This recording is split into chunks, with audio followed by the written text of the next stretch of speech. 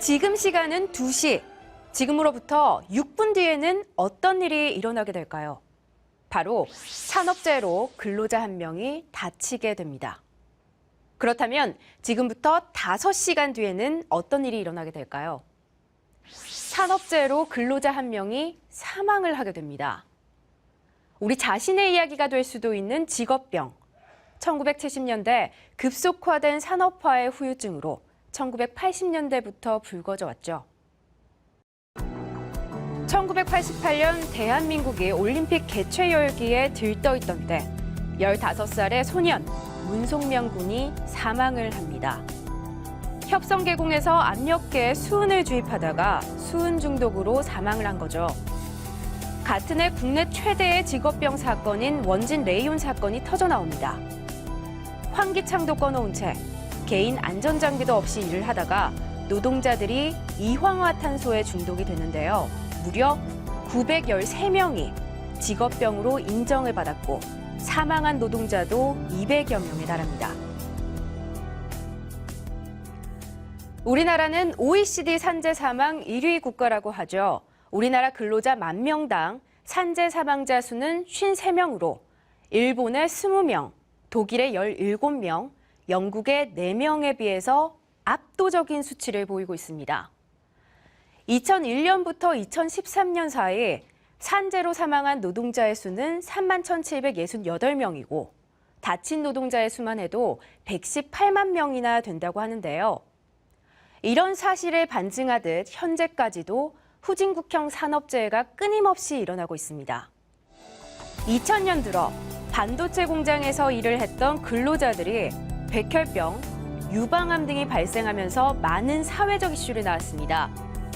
2015년에는 남영정구의 설비해체 철거 작업을 하던 20여 명의 노동자들에게 집단 수은 중독이 발생했었죠.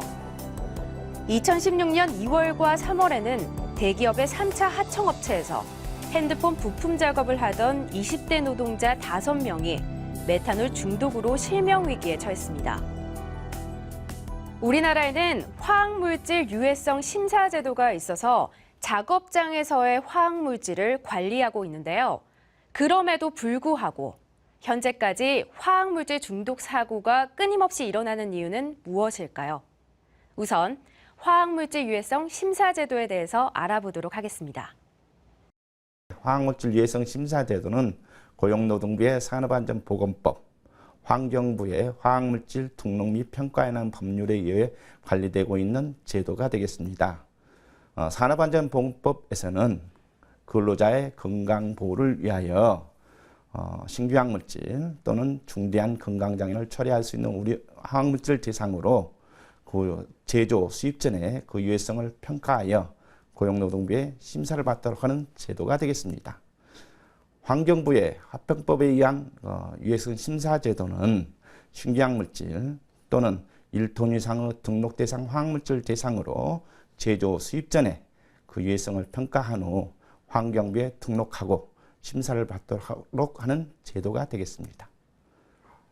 국내에서 현재 유통되고 있는 화학물질은 약 4만 5천여 종이나 되는데 그 중에서 화학물질 유해성 평가가 끝난 물질은 약 20%인 9천여 종에 불과합니다. 그만큼 유해성 평가 자료가 부족하다는 증거가 되겠습니다. 최근 우리나라에서 문제가 되고 있는 가습기 살균제의 경우에도 임산부와 영유아가 많은 사망사고를 발생하고 있습니다만 그 원인 물질이 PHMG라는 물질인데 제조사에서 그 물질에 대한 유해성을 확인하지 않고 가습기 살균제의 원료로 사용한 것이 문제입니다. 따라서 현장에서 화학물질을 사용할 때에는 그 화학물질의 유해성을 평가하고 수시로 그 유해성을 확인한 후 저독성 물질로 대체하여 사용하는 노력이 요구됩니다. 또한 화학물질에 대한 정보와 보고를 현장에 비치하여 수시로 근로자들이 그것을 확인하고 관리할 수 있도록 하는 조치가 요구됩니다. 노동자들이 아무리 조심을 하더라도 기업에서 유해 물질 여부를 알려주지 않는다면 또 안전교육과 안전시설이 제대로 시행되지 않는다면 노동자들은 위험에 노출될 수밖에 없는데요. 산업장에서 끊임없이 화학물질 중독이 일어날 수밖에 없는 근본적인 원인은 무엇이고 노동자들은 어떻게 대처를 해야 될까요? 정부나 또는 우리 사회 전체의 태도와 시각에 문제가 있습니다. 화학물질은 굉장히 위험한 겁니다.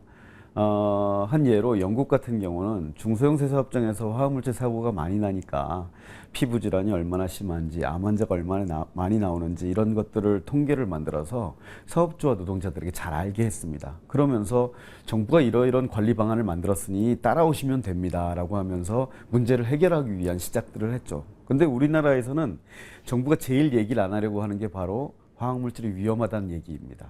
사고가 터졌을 때 그에 대해서만 대응을 할 뿐이지 화학물질은 정말로 위험하니 잘 관리합시다라는 메시지를 던지지 않고 있다. 이게 지금 우리의 가장 큰 문제라고 생각합니다. 화학물질 중에는 제품 중에는 안전한 제품도 물론 있지만 많은 제품이 특히 저가의 제품이 위험하다는 것을 노동자들은 명심해야 됩니다. 가끔 보면 깡통에 어떤 표시도 없는 제품이 쓰일 때가 있습니다. 여긴 분명히 발암물질이 있을 겁니다. 그 제품은 가장 싼 제품일 겁니다. 그래서 우리 사업장에 위험하면서 싼 제품이 돌아다니지는 않는지를 보는 눈이 필요합니다. 그리고 두 번째는 정상적인 제품들이라면 MSDS, 물질안전보건 자료가 있습니다. 이 물질안전보건 자료를 보면 적어도 발암물질이 있는지 아닌지는 알 수 있습니다. 그리고 내가 지금 어떤 조건에서 이 작업을 해야 되는지, 환기는 있어야 되는지 같은 것들도 나옵니다. 그런 것들을 읽고 우리가 대처하는 수밖에 없습니다. 건설 현장에서 노동자가 위에서 떨어진 콘크리트에 맞아 사망을 했다면 과연 해당 기업을 살인죄로 기소할 수가 있을까요? 네, 영국에서는 가능합니다. 2007년 영국에서는 기업 살인법을 제정했는데요. 이 법에 의하면 기업이 근로자를 상해할 고의적인 의도가 없었음에도 불구하고 근로자가 노동 활동을 하는 과정 중에서 발생한 위험에 노출돼서 사망을 할 경우에는 미필적 고의에 의한 살인의 개념으로 해당 기업을 살인죄로 기소를 할 수가 있습니다. 노동자 개개인이 안전 수칙을 지키는 것도 중요하겠지만 기업이 노동자의 안전을 최우선적으로 생각하는 것은 물론이고 또 이것이 지켜지지 않았을 경우에는 책임을 지게 하는 것 매우 중요한 일이겠죠. 집에 월급을 가져다 주기 위해서 목숨을 걸지 않아도 되는 사회, 우리 모두의 노력이 필요하겠습니다.